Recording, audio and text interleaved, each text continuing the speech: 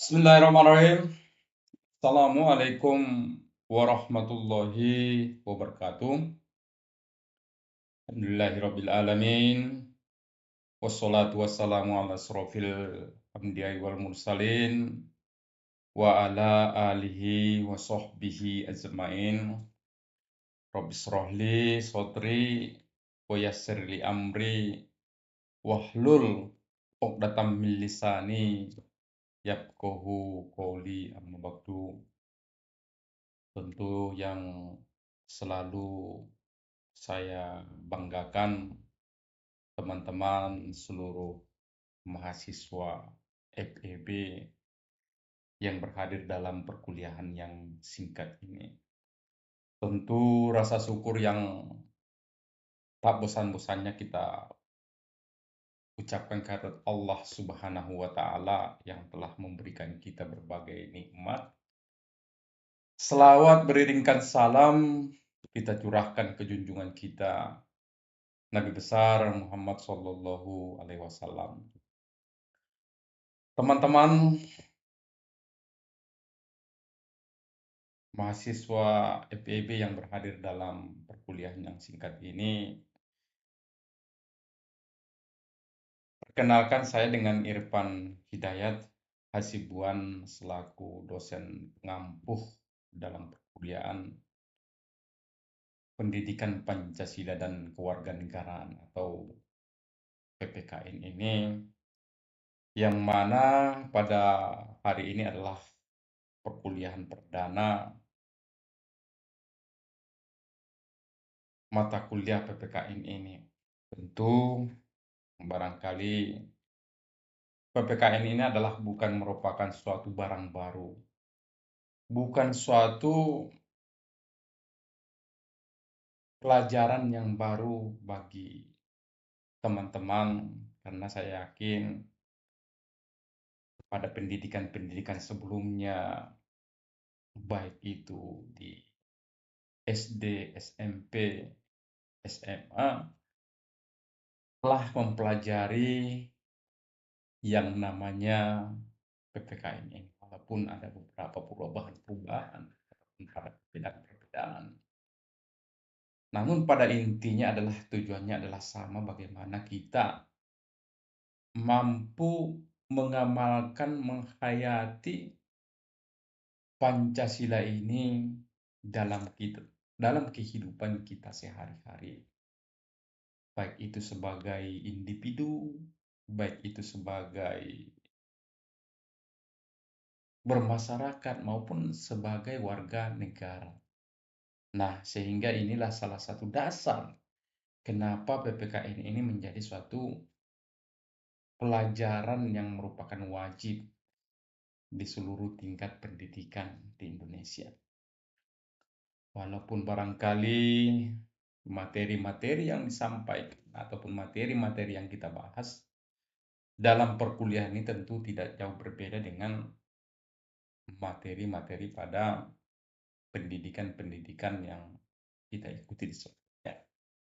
Nah, teman-teman, adapun konsep dasar dari PPKN ini adalah, di sini bisa kita lihat bahwa tujuan pendidikan nasional adalah sebagaimana telah dirumuskan dalam Undang-Undang Nomor 20 pada tahun 2003, yang mana berkembangnya potensi peserta didik agar menjadi manusia yang beriman dan bertakwa kepada Yang Maha Esa ataupun kepada Sang Pencipta. Dan tentu di sini diharapkan memiliki berakhlak mulia, sehat, memiliki ilmu, cakap dan kreatif, serta mandiri dan menjadi warga negara yang demokratis serta bertanggung jawab.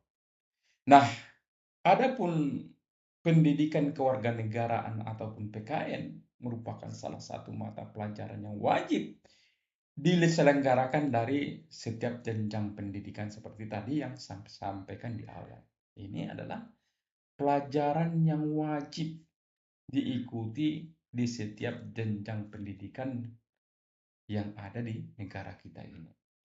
Nah, PKN ini merupakan mata pelajaran yang berfokuskan pada pembentukan diri yang beraneka ragam dari, bisa kita lihat, berbagai macam keyakinan, budaya yang berbeda-beda, bahasa yang berbeda-beda, dan tentu juga usia. Nah,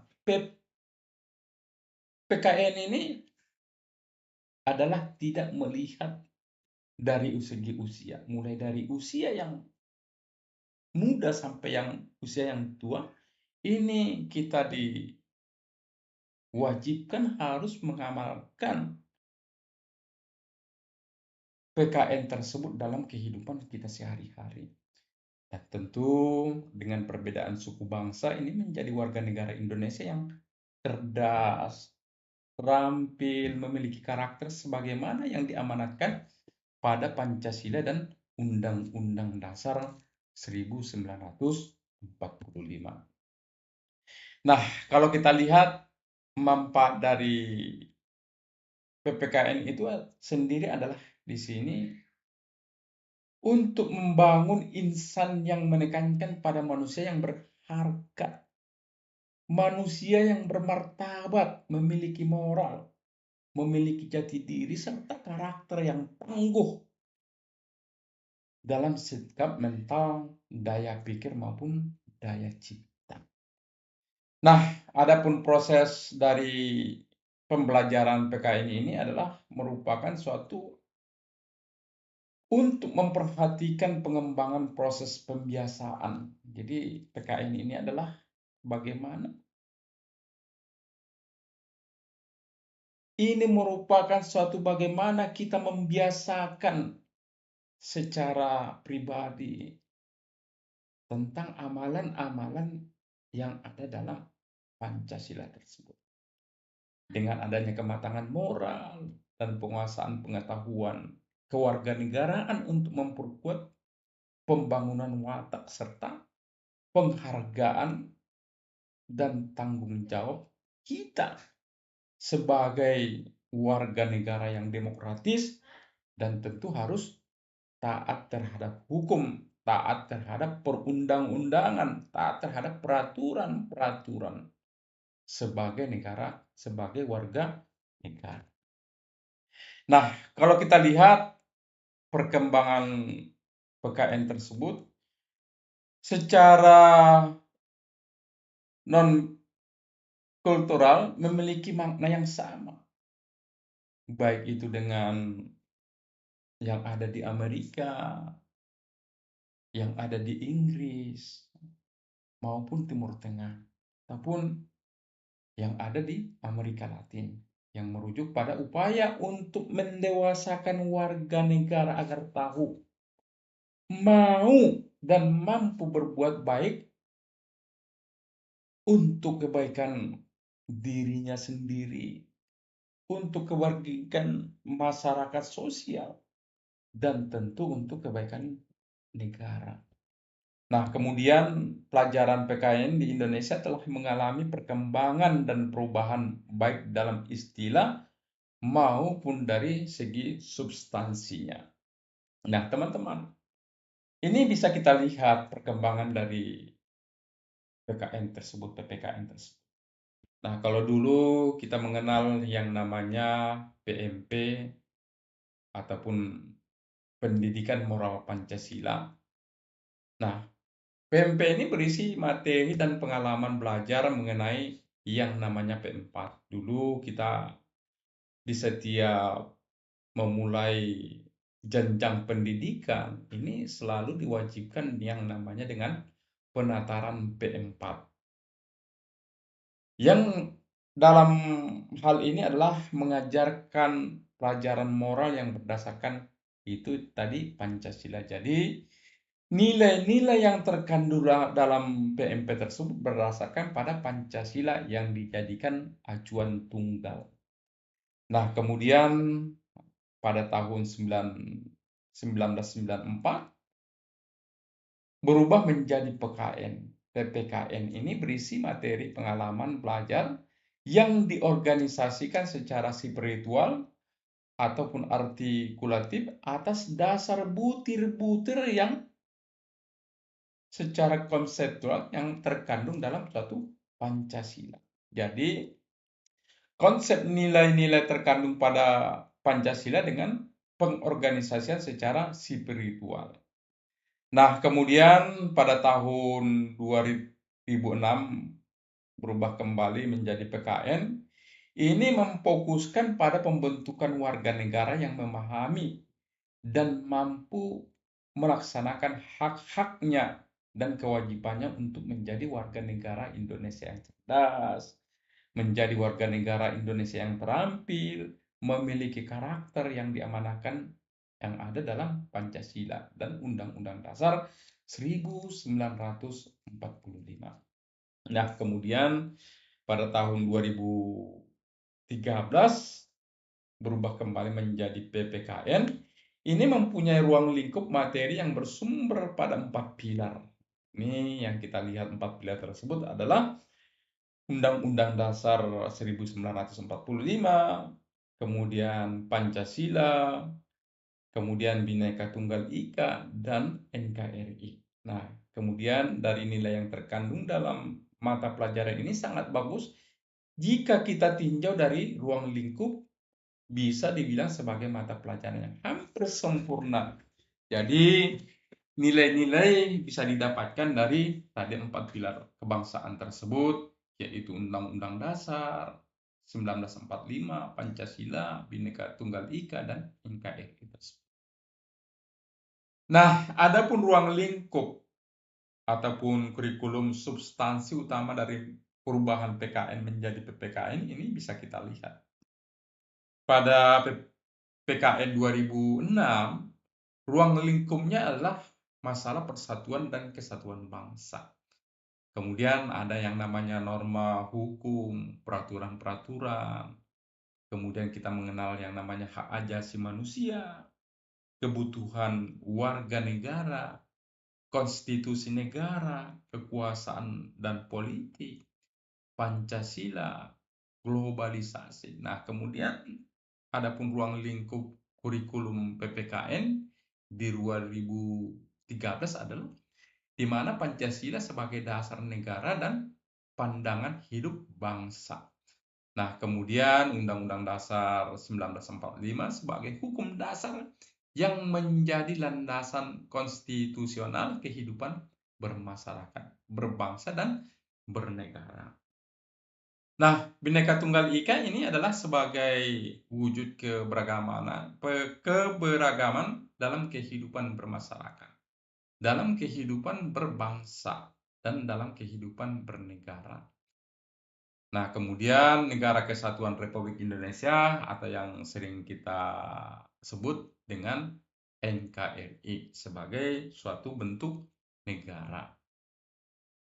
Nah, adapun prinsip dasar dari pembelajaran PPKN ini adalah merupakan pendidikan Pancasila dan kewarganegaraan sebagai tradisi studi sosial, yaitu studi sosial sebagaimana transmisi kewarganegaraan ataupun kita kenal dengan pendidikan kewarganegaraan. Kemudian studi sosial sebagai ilmu sosial dan yang berikutnya adalah studi sosial sebagai penyelidikan reflektif. Nah, Pancasila sebagai prinsip utama dalam pembelajaran pendidikan ataupun PPKN ini adalah merupakan suatu proses pembelajaran pendidikan Pancasila yang mengusung konsep transfer dari nilai-nilai Pancasila ke dalam struktur keilmuan yang hendak diberikan kepada peserta didik. Itulah prinsip dasar dari pendidikan ataupun pembelajaran dari PPKN tersebut. Nah, adapun prinsip dasar dari pembelajaran PPKN ini adalah menurut Budi Mansa ini adalah prinsip-prinsip pembelajaran siswa yang aktif ataupun kelompok belajar yang kooperatif dan pembelajaran partisipatif dan mengajar yang kreatif. Nah, Adapun langkah-langkah ataupun prosedur pembelajaran pendidikan PKN ini adalah pembelajaran pendidikan Pancasila dan kewarganegaraan berkonsepkan yang namanya knowledge, constructed dan knowledge. Nah, kemudian menerapkan nilai-nilai dengan memberi keteladanan, yaitu dengan membangun kemauan dan mengembangkan kreativitas peserta didik dalam proses pembelajaran. Nah, kemudian adalah berlandaskan nilai-nilai Pancasila. Yang terakhir adalah memiliki misi pengokohan kebangsaan dan penggerak pendidikan karakter yang bersumberkan nilai-nilai moral Pancasila sebagaimana yang telah diamanahkan oleh peraturan pemerintah, yakni pendidikan Pancasila dan kewarganegaraan sebagai mata pelajaran yang mengusung daripada tadi misi pengembangan kepribadian tersebut.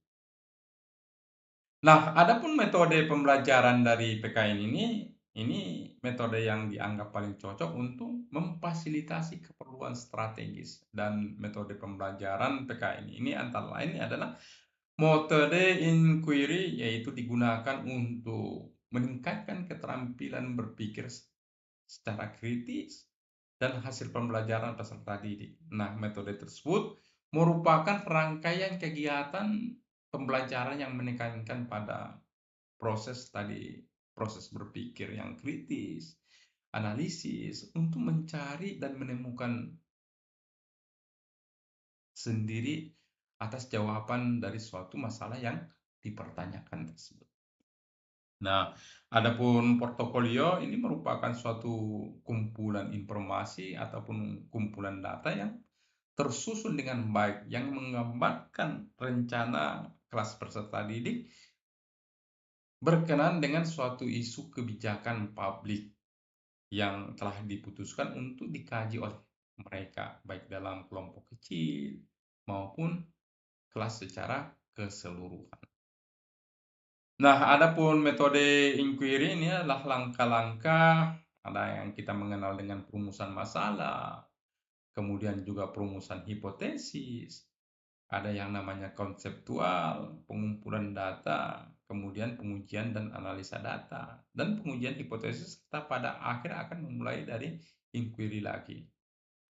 Nah, kemudian dari segi portofolio, langkah-langkahnya adalah mengidentifikasi masalah yang akan dikaji, mengumpulkan dan menilai informasi dari berbagai sumber yang berkenaan dengan masalah yang dikaji. Kemudian mengkaji pemecahan masalah, membuat kebijakan publik, dan membuat rencana dari tindakan-tindakan yang akan dilakukan. Nah, demikianlah pertemuan kita di perkuliahan perdana ini. Pada intinya Pancasila adalah merupakan suatu pembelajaran yang berhubungan dengan moral kita. Nah, bagaimana dalam kehidupan kita sehari-hari kita mampu dan mau mengamalkan Pancasila tersebut ataupun sila-sila yang ada dalam Pancasila. Nah, tentu adalah tujuannya agar kita sebagai warga negara taat kepada perundang-undangan yang berlaku dalam negara kita. Nah, kurang lebih mohon maaf.